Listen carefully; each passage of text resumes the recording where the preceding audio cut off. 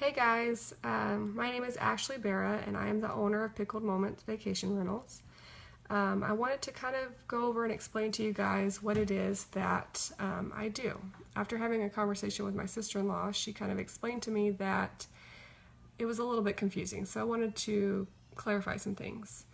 So in the timeshare industry, a few years ago, people used to purchase weeks and they would pay a lump sum amount of money for a certain number of weeks to use throughout the year that would regenerate every year, and they would use those weeks to go online on the timeshare websites and purchase a condo or a hotel, whatever was available. Well, now the timeshare industry has moved on to purchasing points. So, and the owners will purchase a lump sum amount of points for a lump sum amount of money, and every year those points will be put into their account, kind of like a bank account, and they can use those whenever they get online and they book a vacation. So, for instance, when you get on Expedia or Travelocity or whatever booking site that you prefer, and you book a certain amount of nights at a hotel or a resort, and you would once you get to the end, you would use your credit card to pay for it, right?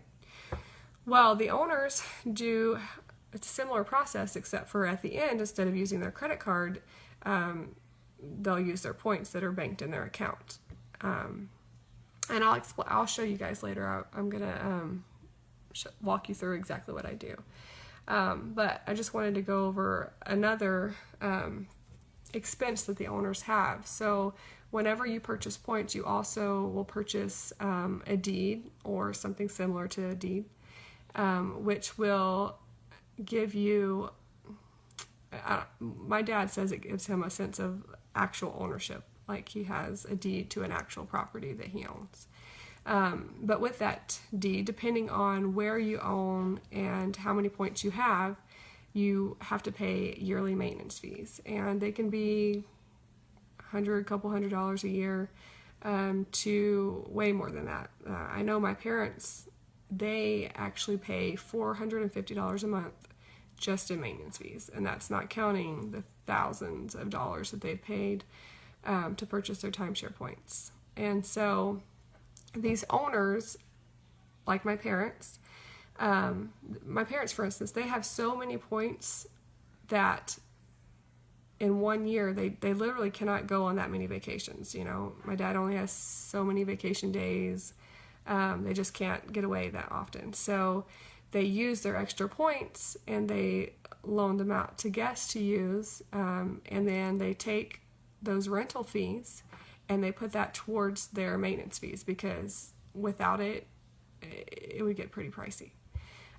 So the owners, it's kind of a win-win, because the owners get to use the rental fees to help cover their costs that they have every year, and then the person that's renting, we try to price it out below market so that they're getting a great deal on an amazing resort, and the owners, have that extra income. These resorts are amazing. They usually have so many activities that go on throughout the day for kids, even or adults. They have like bingo nights, they have pajamas and pancake breakfasts, they have they've had crafts for the kids. I know when we were in Florida, my kids got to make a cute little picture frame, and they did sand art and things like that. But they also have great customer service. When we were in New York this past week, before we could even get out of the cab, we had two guys come and got all of our bags out of the trunk, and were there waiting with an umbrella because it was raining to walk us into the door. And they were there, hi, hello, had everyone there ready to help us. They held our bags until our room was ready. Just the customer service is amazing. The rooms are super nice, super clean, and if you ever have a problem, all you have to do is call down and they will send someone up immediately to help you with anything that you need. So it really is worth it. But I wanted to kind of show you guys what it is that I do online whenever I book. So let me turn. Okay, so this is my parents, their ownership page. So if you see, they have points. So this is kind of like their little bank account. It shows you how many points they have throughout the year. This is really how many they have yearly, but they've already started booking all the way into 2017, because you can book at most resorts out 10 months out. At other resorts, you can book even further out. So a lot of the owners like to book as far out as possible as they can, because as you can see, there are a lot of resorts, but they get booked really quickly. So let's say, for instance, because we're in Texas, I'll pick Texas. Well, no, let's go back. Texas isn't very much fun. Let's go pick somewhere else. Let's say you want to go to Florida. You want to get away from the cold and go to, let's say you want to go to Destin. And maybe in February, just to get away from the cold, you want to go somewhere warm for 3 nights. So I would get on here and check and see what was available. You can change the options here to 4 days before and after, give you a little bit more options.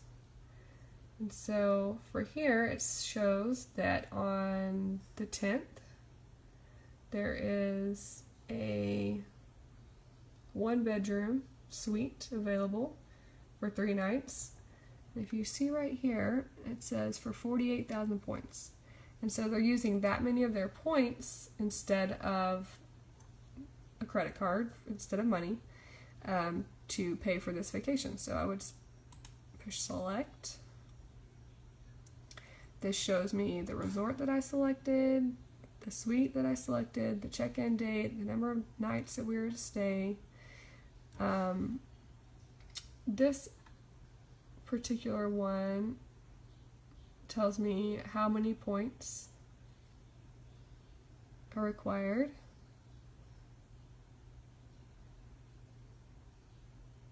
For, let's see. Oh, this combines 2 reservations. So usually I don't like to do this, but in case that one of the rooms are occupied for part of the time, they may switch rooms, but that never happens. I usually don't book the resorts that have a split room, but my parents have, and they said they've never ended up having to switch rooms. But they do warn you that that is a possibility. So come down here, it tells you the amount of points that were used, and you have the option to reserve the room as an owner or as a guest. So I can select guest, and I can type in all of the guest information. And if I don't want to select the guest now, it does give me the option to go back later and add a guest. And you would need to do that in order to stay at this resort without having one of the owners with you. So you need a guest certificate, and I would just push continue here.